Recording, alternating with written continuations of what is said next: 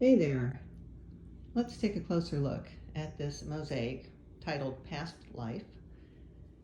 I began this mosaic in 1998 and I finished it in 2018. I had only been making mosaics for just a few years, maybe a couple of years, and I had mostly done decorative kind of decor things. I impulsively decided I needed to make something big. So I went to the home improvement store. I bought a 5x3 sheet of cement board. I bought these um, ceramic trim tiles and slate tiles to do this border. And I got started mosaicing. I did the border first. Then I did the moon, then I did the earth and the pregnant woman coming out of the earth. Then I got to the hair and I was just not, I think, experienced enough to figure out how to do it.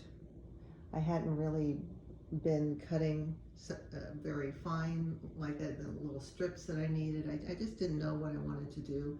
I think I tried to do like little leaf shapes and tried a few different things. But what was also going on as I was trying to figure out that hair was I realized I had a whole lot of space not figured out. So when I started this, I had the idea for the border, the moon, the earth, and the pregnant woman coming out of the earth. And that was all I had. What about the rest of it? Oh, I'll figure something out. Well, I hadn't figured something out. And it wasn't just a little bit to figure out. It was several square feet to figure out. And just remember, it was just the moon, the earth, and the woman coming out of the earth, and no hair. So I was kind of overwhelmed with the hair and with all that blank space. So I allowed myself to, get distracted and lose interest. What to do with it? Oh, it's a huge thing and heavy. The Hardybacker itself is almost 30 pounds, and that border is a heavy border. Well, I wasn't ready to give up on it. I really liked the concept, not the border so much, but the design concept. So I kind of shoved it away where I could, behind a shelf or in a closet, well, for 18 years. Then when I was moving into my studio, just a few years ago, maybe 3-4 years ago, my new studio, I realized I had to make a decision about it, either to dispose of it or finish it. And I decided to finish it as a challenge and as a kind of a blank canvas to try some new things and to do it in a way that wasn't obsessive, that I wasn't highly invested in the outcome. So that's what I did.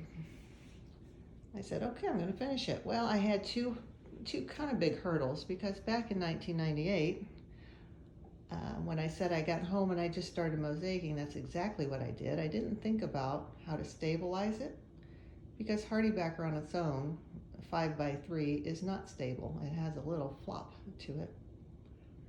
And I also didn't think about hanging hardware. That was another thing. Oh, I'll figure that out.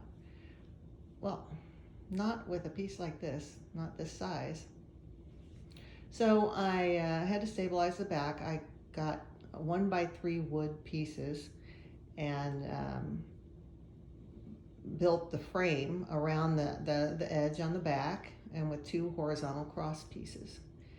Now, without digging out some of that slate, I was not going to be able to secure that frame in any other way than to glue it on.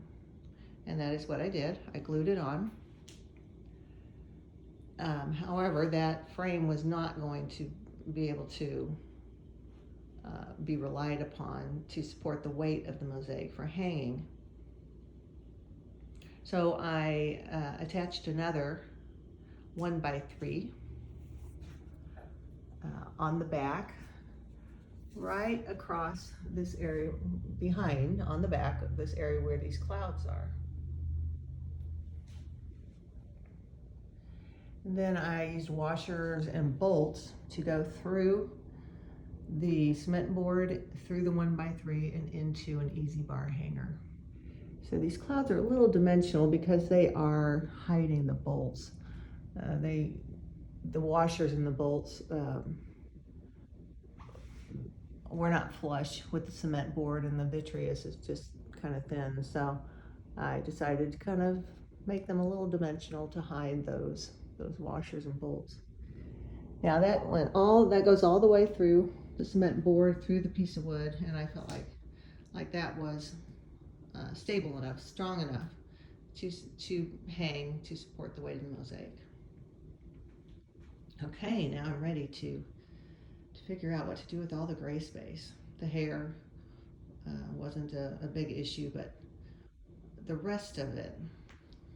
So I kind of thought, okay, let's see if we can have her in the foreground, close to us. The mountains way back in the distance, the water way below. It's like she's on a cliff. I realized it might not really come across very well because of various things, and it does not come across real well. But I wasn't highly invested in that idea. I was kind of excited about doing a moon reflection, the water, and just trying something different with the cutting and laying of the sky, and kind of working in a relaxed way without fussing about it too much. So that's what I did, and I'm really happy that I finished it.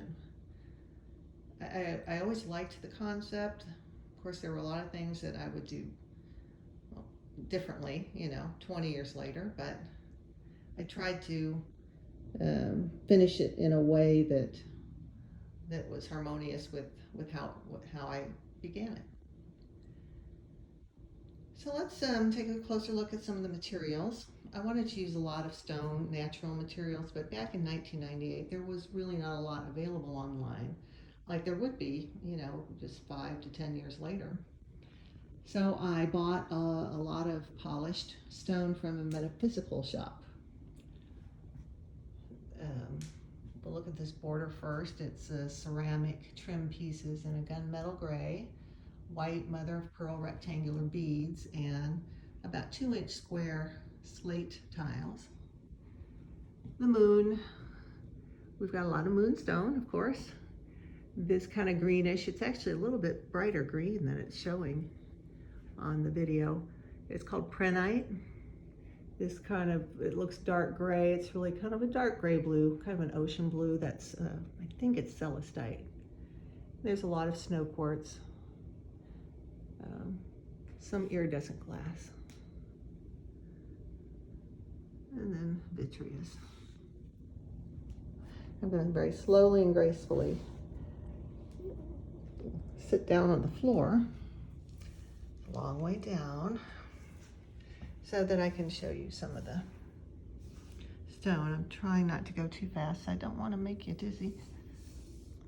Okay, I am sitting on the floor. Let's take a look at this. This green stone, some of it's got some orange in it. That's called rhyolite. It's a really beautiful volcanic stone. This more orangey one, that's leopard skin jasper. I don't remember the white, what it is.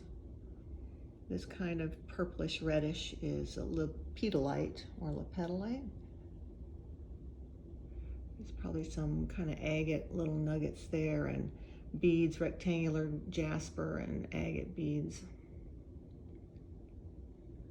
And just general, just agate stones.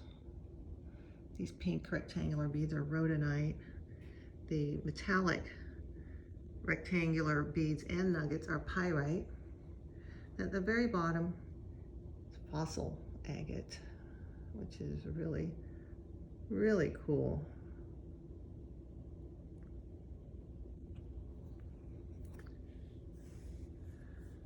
So this is where we are. We're in the bottom right corner. This is the earth.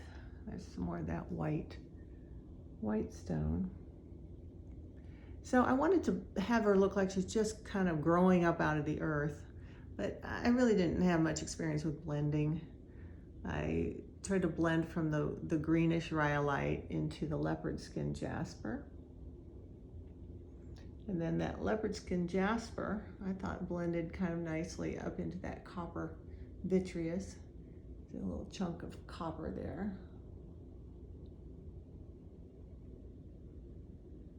Got some iridescent glass and vitreous. The hair is all vitreous with a little bit of copper gold. And the sky, it's just a rectangles and squares. And I try to just kind of casually blend deeper and deeper shades of this kind of ocean teal blue up into the navy blue. It's all vitreous and luxe. Lots of vitreous. Okay. Now, if you'll be patient with me while I stand up and try not to move too fast. So this is Past Life. I'm really glad I finished it. And I'm really glad I found a place to hang this. So I come through these doors every day, 2 or 3 times a day, to go into my studio. So I have to walk by it into my working studio down there. And it's just a wonderful reminder of many things. Of planning, taking care of the important stuff, not being impulsive. This is a very big mosaic. It's a very big mosaic lesson. I'm really happy I finished it. Started in 1998, finished in 2018. Thanks for taking a closer look at Past Life.